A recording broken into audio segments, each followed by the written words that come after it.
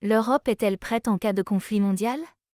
L'Europe dispose de plusieurs alliances et accords de défense mutuelle pour renforcer sa sécurité collective, notamment l'Organisation du traité de l'Atlantique Nord, OTAN, et l'Union européenne, UE.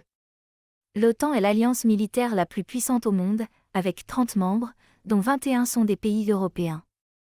L'UE a également lancé une initiative de coopération militaire appelée la Coopération structurée permanente, CSP, pour renforcer les capacités militaires de ses États membres. En termes de dépenses de défense, les pays européens ont investi dans des programmes de modernisation de leurs forces armées et ont augmenté leur budget de défense ces dernières années. Cependant, ils dépensent toujours moins que les États-Unis en matière de défense.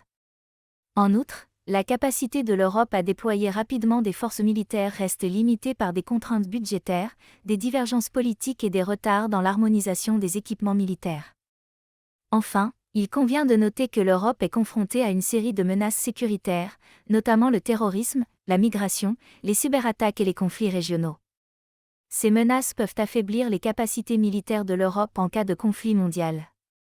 Dans l'ensemble, l'Europe a des capacités militaires importantes et a pris des mesures pour renforcer sa sécurité collective. Cependant, la question de savoir si elle est prête en cas de conflit mondial dépend de nombreux facteurs et reste difficile à évaluer avec certitude. En cas de conflit mondial, il est probable que les États-Unis seraient impliqués, étant donné leur statut de superpuissance militaire et leur engagement en matière de sécurité internationale.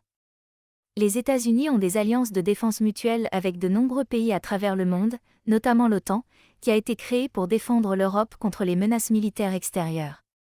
En outre, les États-Unis ont des bases militaires et des forces déployées dans de nombreuses régions du monde, ce qui leur permet de répondre rapidement aux crises et aux conflits.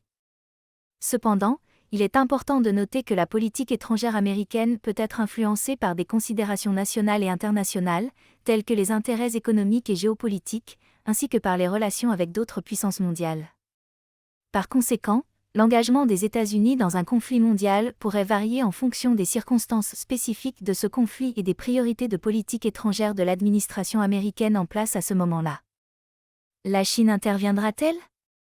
Il est difficile de prédire avec certitude si la Chine interviendrait dans un conflit mondial. La politique étrangère de la Chine est souvent guidée par des considérations nationales, économiques et géopolitiques, ainsi que par ses relations avec d'autres puissances mondiales. Cependant, la Chine est actuellement en train de développer ses capacités militaires et de moderniser son armée pour défendre ses intérêts nationaux et garantir sa sécurité. La Chine dispose également de bases militaires à l'étranger et a récemment lancé son premier porte-avions, ce qui indique une volonté d'assumer un rôle plus important dans la défense internationale. En outre, la Chine est un membre permanent du Conseil de sécurité des Nations Unies et est donc en mesure d'exercer une influence considérable sur la politique internationale. Elle a également participé à des opérations de maintien de la paix sous l'égide de l'ONU. Dans l'ensemble, il est possible que la Chine intervienne dans un conflit mondial si elle considère que ses intérêts nationaux sont menacés ou si elle estime que sa participation est nécessaire pour défendre la paix et la sécurité internationale. Cependant, la décision de la Chine d'intervenir dans un conflit dépendrait de nombreux facteurs, notamment les circonstances spécifiques du conflit et les relations de la Chine avec les autres puissances mondiales impliquées.